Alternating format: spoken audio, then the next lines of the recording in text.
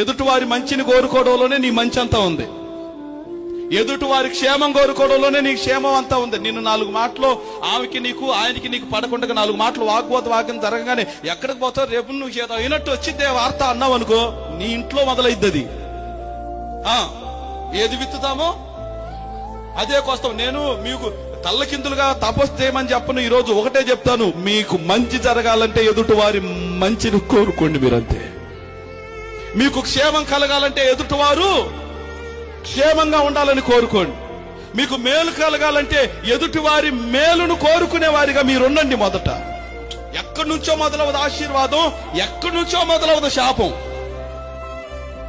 అంత మన నోట్లో నుండే మొదలై బయటకు వచ్చింది, మన హృదయంలో నుండే బయటకు వచ్చింది. హృదయం నిండిన దాన్ని బట్టి నోరు మాట్లాడుతూ ఉంటది. ఆ నోట్లో నుంచి వచ్చేటువంటి మాట మొదట నీ ఇంట్లో పడి ప్రయాణం చేసిద్దని నేను జ్ఞాపకం చేస్తున్నాను.